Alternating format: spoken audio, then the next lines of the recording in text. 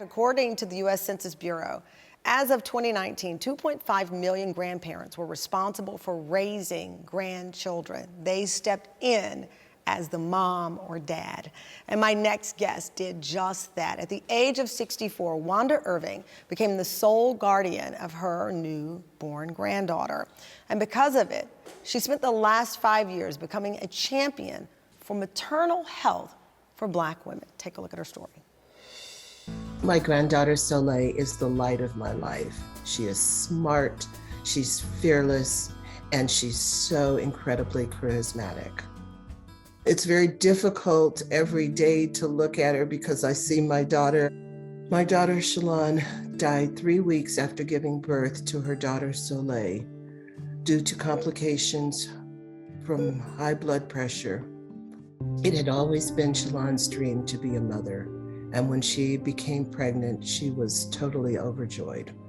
But what should have been the happiest moment in her life quickly became a nightmare that no woman, no person, no mother, no grandmother should ever have to endure. Raising my granddaughter for the last 5 years has been a really bittersweet kind of experience for me.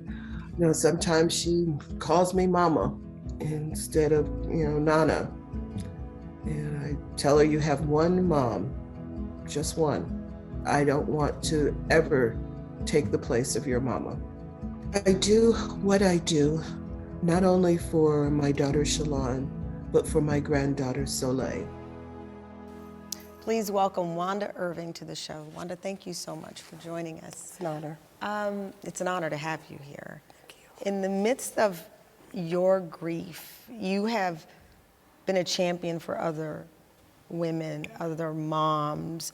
The last 5 years, you've had TED Talks, you created an app, you've spoken all around the country.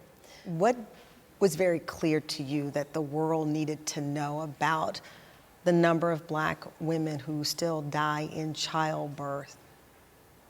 I think the clearest thing to me was that maternal mortality is not just for women who haven't finished college or are poor or live in rural areas.